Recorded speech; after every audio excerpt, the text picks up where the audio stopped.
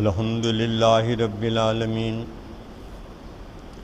والصلاة والسلام علی سید المرسلین وخاتم النبیین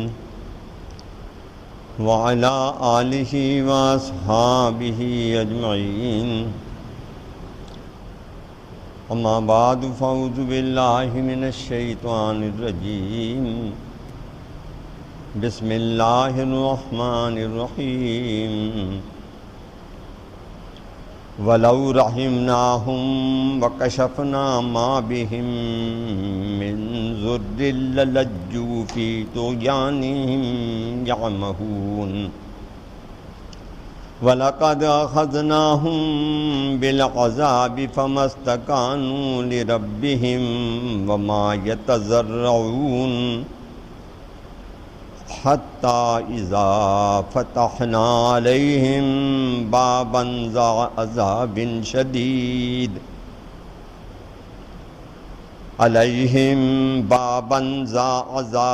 شَدِيدٍ إِذَا هُمْ فِيهِ مُبْلِسُونَ وَهُوَ الَّذِي أَنشَأَ لَكُمُ السَّمْعَ وَالْأَبْصَارَ وَالْأَفْئِدَةَ قلیلا ما تشکرون وہو الذی ذرأکم فی الارض والیہ تحشرون وہو الذی یحیی ویمیت ولہ اختلاف اللیل والنہار افلا تعقلون صدق اللہ مولانا العظیم۔ محترم بھائیوں اور محترم بہن، سورۃ المومنون کو ہم سلسلہ وار الحمدللہ پڑھ رہے ہیں۔ پچھلے درس میں جن آیات کی تلاوت ہوئی تھی اور جن پر تذکرہ ہوا تھا اور بیان ہوا تھا، وہ ہم نے شروع کی تھی آیت نمبر 70 سے اور تلاوت کیا تھا آیت نمبر 77 تک، لیکن گفتگو ہو سکی ہماری آیت نمبر صرف 74 پر، باقی آیتیں رہ گئیں تھیں۔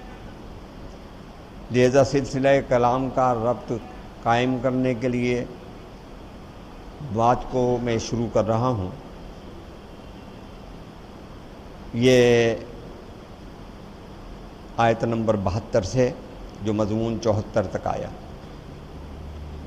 اس میں اللہ تعالیٰ نے ارشاد یہ فرمایا کہ یہ جو آپ تبلیغ دین کر رہے ہیں، اللہ کی توحید کی طرف، آخرت کے تصور کی طرف، بھلائی اور خیر کی طرف انہیں بلا رہے ہیں، تو ان سے کوئی اس کا ٹیکس تو نہیں مانگ رہے، کسی مال کا مطالبہ تو نہیں کر رہے، ام تسلہم خراجا، آپ کا ان سے مطالبہ کسی نذرانے چندے کا تو نہیں ہے، آپ کے لیے تو آپ کے رب کا دیا ہوا ہی آپ کے لیے بہت ہے، بہتر ہے، اور وہ بہترین رزق دینے والا ہے۔ آپ تو دراصل سیدھے راستے کی طرف انہیں بلا رہے ہیں، لیکن یہ اب ایمان نہیں لا رہے ہیں آخرت کے دن پر، اور اس راستے پر آنے سے انکاری اس لیے ہیں کہ یہ سیدھے راستے سے ہٹ کے چلنا چاہتے ہیں۔ صراط مستقیم کہتے ہیں اس سیدھے خط کو کہ جس میں کوئی خط منحنی نہیں ہوتا۔ خط منحنی کہتے ہیں اسے کہ جو سیدھی لائن کے درمیان سے کوئی ٹیڑھی ایک لائن نکل جائے، تو بظاہر جہاں وہ نکلتی ہے وہاں وہ بڑی مختصر سی ہوتی ہے، لیکن اگر وہ بڑھتی چلی جائے تو وہ آپ کو مشرق سے مغرب لے جائے گی۔ اس کو مثالاً لے لیں کہ پنڈی سے آپ لاہور جا رہے ہیں، ریل گاڑی میں بیٹھے ہوئے ہیں، لالا موسیٰ پر کانٹا تبدیل ہوتا ہے تو 2 انچ کا فرق پڑتا ہے لائن میں، گاڑی میں بیٹھنے والے کو پتہ بھی نہیں لگتا کہ کانٹا بدل گیا، گاڑی پھر لاہور نہیں جاتی، فیصل آباد پہنچ جاتی۔ تو اس لیے کہ وہ 2 انچ کا فرق جو ہے وہ خط مستقیم میں خط منحنی ہے۔ خط مستقیم نام ہے کتاب و سنت پر چلنے کا، کتاب الہی کے احکامات کے مطابق نبی صلی اللہ علیہ وسلم کی اتباع کرتے ہوئے اپنی پوری زندگی کو اس راستے پر چلانے کا، اور زیادہ آسان لفظوں میں یوں کہوں کہ دنیا کی زندگی سے لے کے اور جنت کے دروازے تک نبی صلی اللہ علیہ وسلم کے نقوش پا چمک رہے ہیں، اسی کا نام سنت ہے۔ ان پر قدم بقدم چلے آؤ، آخری مقام پر پہنچو گے تو وہ باب جنت ہوگا، اور اگر ان قدموں سے ذرا سا بھی ہٹے تو پھر جنت کے دروازے پہ نہیں پہنچو گے، کیونکہ وہ خط منحنی ہے اور وہ تمہیں کہیں اور لے جائے گا۔ لہذا جو آخرت کو مانتا ہے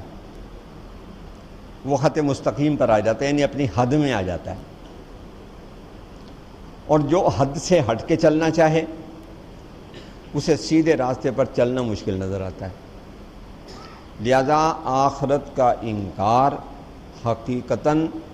پورے دین کا انکار ہے۔ توحید کو ماننے کے باوجود، رسالت کا اقرار کرنے کے باوجود، اگر آدمی آخرت کی جواب دہی کے مطابق تیاری نہیں کر رہا اور اس میں مبتلا شک ہے تو وہ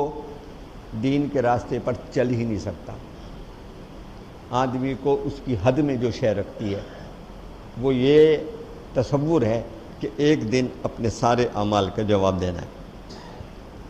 تو لہذا اصل بیماری کی نشاندہی آیت نمبر 74 میں کر دی گئی تھی،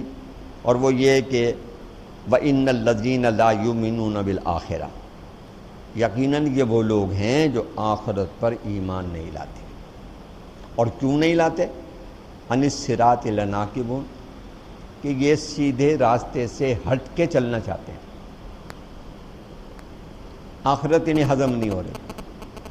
نہ کسی یہ چودھری کو ہضم ہوتی ہے، نہ سردار کو ہضم ہوتی ہے، نہ صاحبان اقتدار کو ہضم ہوتی ہے، نہ مالدار کو ہضم ہوتی ہے، اور نہ جھوٹے مذہبی پیشوا کو ہضم ہوتی ہے۔ اس لیے کہ جب وہ اس سیدھے راستے پر آ جائیں تو سب سے پہلے انہیں حرام کے مال سے دستبردار ہونا پڑتا ہے، ظلم و ستم سے دستبردار ہونا پڑتا ہے، جن کے حقوق دبائے ہوئے ہیں ان کے حقوق سے دستبردار ہونا پڑتا ہے۔ اور یہ بڑا گراں ہے، جن چیزوں کو انہوں نے رسوم و رواج کے طور پر اپنا لیا ہے ان سے چمٹے ہوئے ہیں، اور اس کے لیے وہ پھر ہزاروں بہانے بناتے ہیں، جی خاندان کا معاملہ ہے، ناک کا معاملہ ہے، پگڑی کا معاملہ ہے، عزت کا معاملہ ہے، ماحول ایسا ہی ہو گیا ہے، زمانہ آج کل ایسا ہی آ گیا ہے، کیا کریں، اس کے بغیر کام نہیں چلتا، منڈی میں بیٹھے ہیں جیسے سب کرتے ہیں ایسے ہمیں بھی کرنا پڑتا ہے، سرکاری ملازمت میں ہیں اور دیکھیں نا جی ہم تو نیچے کے لوگ ہیں، اوپر والے جو کرتے ہیں آخر ان کا تو ساتھ ہی دینا پڑتا ہے۔ اس میں صرف ایک بات سوچیں، اللہ علیم و بصیر ہے، اور اللہ کو آج کا بھی علم ہے اور کل کا بھی علم ہے۔ اگر اس کے علم میں یہ بات تھی کہ ایک ایسا زمانہ آئے گا جب ان احکامات پر عمل کرنا مشکل ہو جائے گا تو کوئی ایک آیت ایسی بھی اتار دیتا کہ بھئی ایسی صورتحال پیدا ہو جائے تو ٹھیک ہے، تھوڑا تھوڑا اسلام بھی کر لیا کرو، تھوڑا تھوڑا اپنی مرضی کا کام بھی کر لیا کرو۔ اس نے تو ادخلوا فی السلم کافہ کا موٹو لگا دیا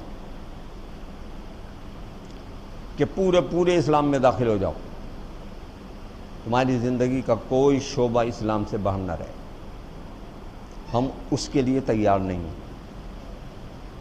آپ کہتے ہیں اسلامی نظام آئے، وہ اسلامی نظام کہاں آئے، کس پہ آئے؟ اب یہ تو بتا دیں۔ دیواریں نہیں کھڑی ہوں گی تو چھت کہاں سے آئے گی؟ بنیادیں نہیں کھدیں گی تو دیواریں کیسے تعمیر ہوں گی؟ آپ کے پاس مسجد کا پلاٹ ہے، ٹھیک ہے، لیکن آپ بنیادیں کھودیں گے، بنیادی کام کریں گے، دیواریں تعمیر ہوں گی تو چھت پڑے گی۔ افراد کار تو تیار نہیں ہیں اسلام پر عمل کرنے کے لیے، تو یہ اوپر سے کون ہے جو اسے نافذ کر سکتا ہے؟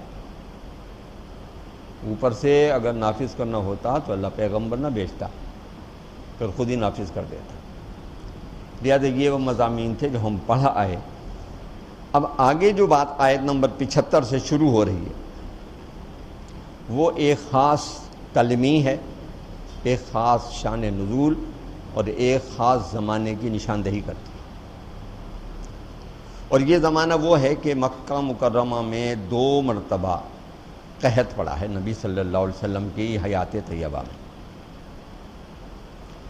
ایک قحط آپ کی ہجرت سے پہلے اور ایک قحط آپ کی ہجرت کے بعد۔ یہاں جس قحط کا ذکر ہے یہ وہ ہے جو آپ کی ہجرت فرمانے سے پہلے پڑا تھا، اور جس پر نبی صلی اللہ علیہ وسلم نے دعا کی تھی کہ اللہ انہیں یوسف جیسے 7 سالہ قحط سے دوچار کر دے، کہ یہ مان کے نہیں دے رہے۔ کیونکہ ہم اسی سورہ مبارکہ میں حضرت ہود کا، حضرت نوح کا، حضرت موسیٰ کا، حضرت عیسیٰ کا تذکرہ پڑھتے ہوئے آئے ہیں، جس میں جب آخری وقت آتا ہے تو ہر پیغمبر کہتا ہے اللہ میں تو جو کام کرنا تھا کر لیا، یہ میری بات نہیں مان رہے،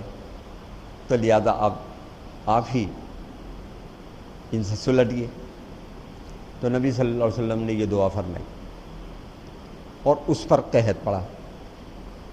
اب اللہ اس قحط کے زمانے کی طرف اشارہ کرتے ہوئے ارشاد فرما رہے ہیں کہ ولو، اچھا مکے والے آئے حضور اکرم صلی اللہ علیہ وسلم کے پاس کہ جناب دعا کر دیں کہ یہ قحط دور ہو جائے۔ اللہ فرما رہا ہے اور اگر ولو رحمناہم، ہم ان پر رحم کریں، وکشفنا ما بہم من ضر، اور ان سے اس ضرر کو دور کر دیں، جس مصیبت میں یہ مبتلا ہو گئے ہیں، جس قحط سے یہ دوچار ہو گئے ہیں، جو ناہوت ہو گئی ہے،